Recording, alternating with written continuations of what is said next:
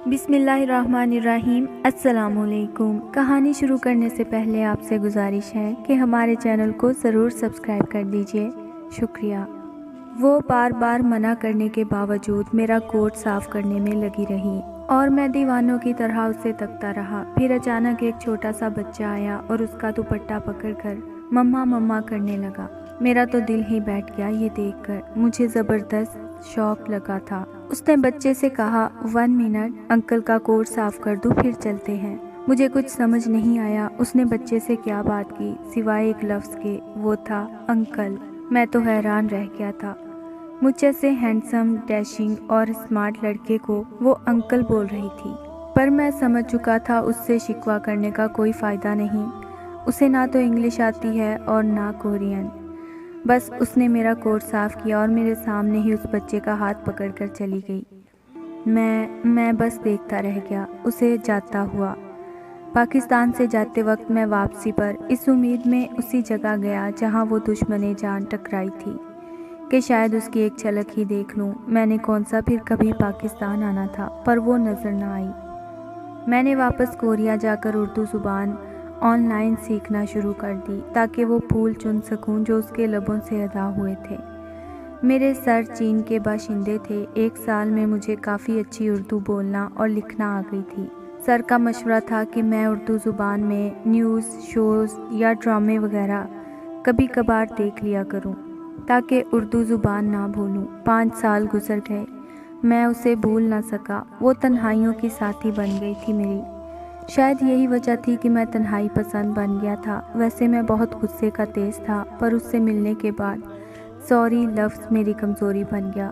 کوئی کتنی ہی بڑی غلطی کرے اور بس سوری کا لفظ ادا کر دے تو میں مسکرا دیتا تھا۔ پتہ ہے کیوں؟ کیونکہ وہ دشمن جان چھم سے میری نظروں کے سامنے آ جاتی تھی سوری سوری کرتے ہوئے۔ اب میری کہانیاں اور کتابیں محبت کے جذبے سے لبریز ہوتی تھیں۔ اس دشمن جان کی ایک نظر کے احسان نے میری پوری زندگی بدل دی۔ مجھے کوریا کا نمبر 1 رائٹر بنا دیا۔ مجھے بتا دیا کہ محبت زبان، رنگ، نسل، شہر، ملک سب سے پرا ہوتی ہے۔ محبت تو بس محبت ہے۔ پھر ایک دن میں نے ایک شو لگایا، اس میں اس دشمن جان کو دیکھ کر میری آنکھیں پھٹی کی پھٹی رہ گئیں۔ وہ لائیو شو میں بیٹھ کر رو رو کر امداد مانگ رہی تھی۔ مجھے اسی شو سے اس کا نام پتہ چلا، اس کا نام عروب تھا۔ نام بھی اسی کی طرح پیارا تھا۔ اس کا خوبصورت چہرہ مرجھایا ہوا معلوم ہو رہا تھا۔ اس کے شوہر کو کینسر تھا اور آپریشن کے لیے بڑی رقم درکار تھی۔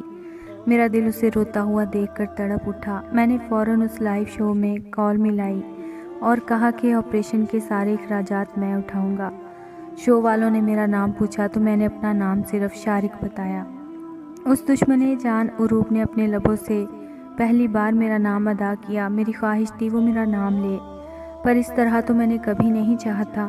آج مجھے بہت شدت سے احساس ہوا کہ کیا ضروری ہے کسی ضرورت مند کو لائیو شو میں بلوا کر اس سے کہنے کی کہ وہ پوری دنیا کے سامنے اپنے لیے امداد مانگے؟ کیا ضروری ہے غریب کی عزت مجروح کرنے کی؟ آج جب میرا کوئی پیارا آیا اس طرح شو میں تو مجھے معلوم ہوا کہ کتنا تکلیف دہ عمل ہے یہ۔ کیا کسی ضرورت مند کی مدد چھپ کر نہیں کی جا سکتی؟ کیا ہم اس طرح مدد نہیں کر سکتے کہ ایک ہاتھ سے کریں تو دوسرے ہاتھ کو خبر نہ ہو؟ کیا عزت رہ جاتی ہوگی ان لوگوں کی معاشرے میں؟ کس طرح جگر پارے پارے ہوگا یہ سن کر جب کوئی انہیں دیکھ رہا ہوگا کہ یہ تو وہی ہیں، یہ سن کر جب کوئی انہیں دیکھ کر کہتا ہوگا کہ یہ تو وہی ہیں جنہوں نے شو میں امداد مانگی تھی۔ بس میں ایک بات سوچنے لگا، کیا حضور نے نہیں فرمایا تھا کہ جو اپنے لیے پسند ہے وہی اپنے مسلمان بھائی کے لیے بھی پسند کرو؟